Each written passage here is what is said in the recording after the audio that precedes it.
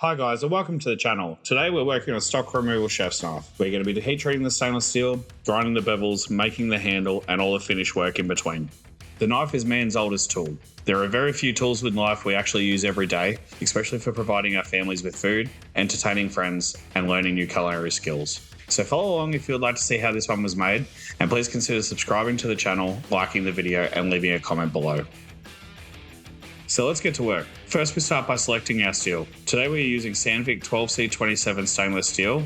It's a really good all-rounder with relatively high hardness and great corrosion resistance. We're going to start off by cutting the profile. This is where you get to be as creative as you like. There is a limit to the amount of designs you can do with something sharp and pointy without cutting yourself, but outside of that, it can be whatever you want it to be. The design I've gone with is a 9-inch K-tip chef knife. For me, 9 inches is the perfect length.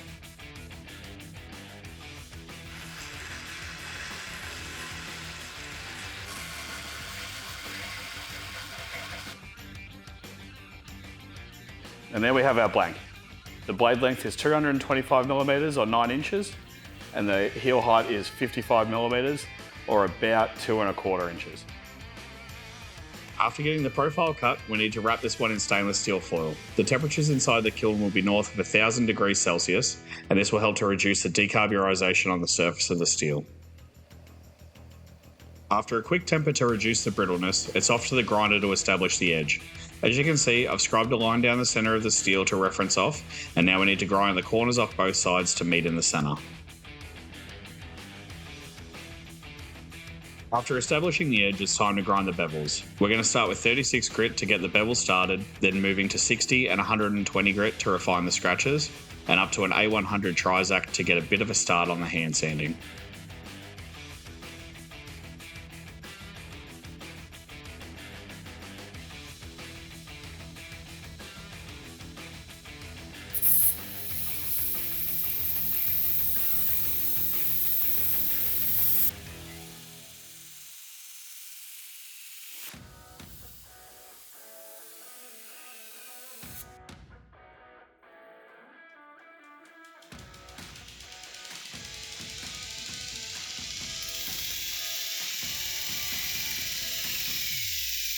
So here we are, we've got our bevels ground in, we've got a nice distal taper from the front of the handle all the way out to the tip, and the edge is almost thin enough to be sharp. Next up we need to work on the hand finishing of our blade, etch in our maker's mark and get ready for the handle. So let's get to the hand sanding. Now no one likes this job, but I promise every minute you spend on the grinder doing the cleanest job you can saves you so much time in the hand finishing. I'm lucky that I've actually done a pretty good job on this one off the grinder. So I'm going to start sanding at 400 grit and move up to 600.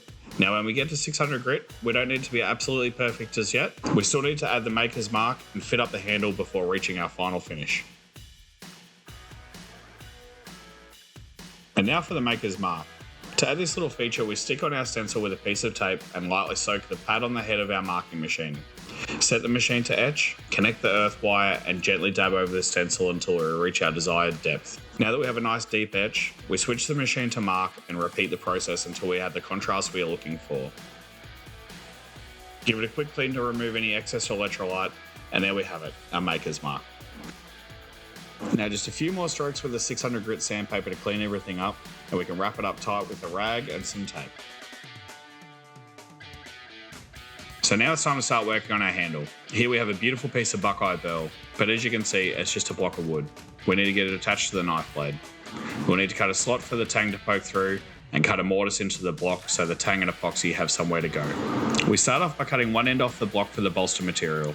This is the area we'll cut our slot into, and then we'll trim the block closer to width on the table saw. After getting our pieces cut, I'm going to jump over to the mill to make a slot. Machinists of the world, please look away. I don't have any mills small enough to make this slot, so we're going to mill it with a drill bit.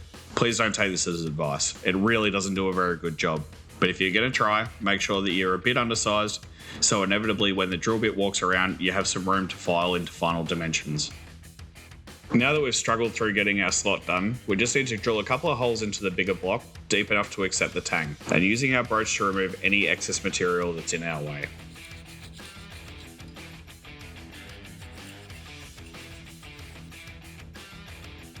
So So as you can see, we have a nice fit up on our bolster and the handle block slides on it all the way easily.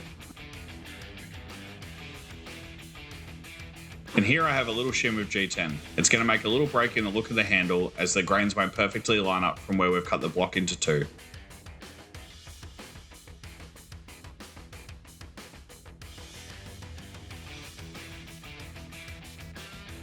Now all we need to do is mix up some epoxy and fill the cavity inside the block. Then coat the tang and the back side of the bolster and slide it all together.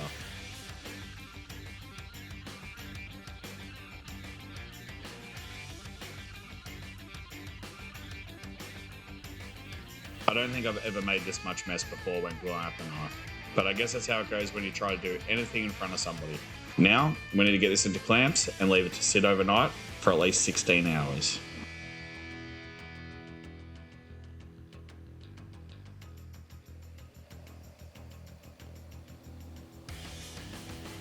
So it's the next morning, we're out of clamps, but I don't think this is going to fly as a handle. So let's give it some shape and make some dust. And now for the messy part. I would definitely recommend cutting off some excess with a bandsaw, but it's a tool that I don't have. So instead, I'll just grind away the wood that stands between me and my handle. Starting with a 60 grit to remove the bulk of the material and give me the basic shape, I'll switch to a 220J flex belt to round off any unwanted facets and start getting it nice and smooth. After getting it to shape on the grinder, I'll smooth it out up to 1500 grit and give it a wet sand. Hitting the handle with a little water between the last few grits really gives a silky smooth handle.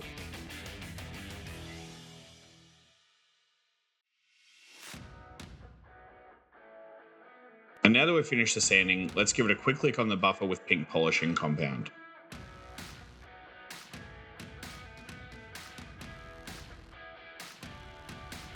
The pink compound does an awesome job of removing all those fine scratches and leaving a really, really clean finish.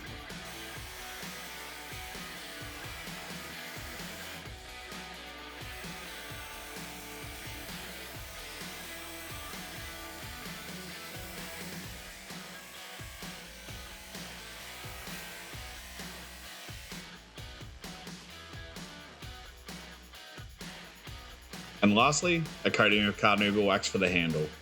I've really splued that on there. You definitely don't need that much. Just add enough to give a nice thin coat, wipe off the excess, and give it a really good buff with a clean cloth.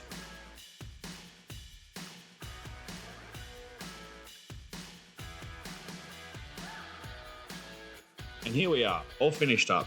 After a quick sharpen, it's feeling light and precise. I'm super happy with how this one turned out. The smooth satin finish on the blade, the figure in the handle, and the small amount of contrast from the maker's mark. This one is going to be staying here with me in the Nomad kitchen and will surely make some appearances in upcoming videos. If you would like to see how it performs, please consider subscribing to the channel, and if you like the video, please give it a like and comment down below. Thanks very much guys, see you on the next one.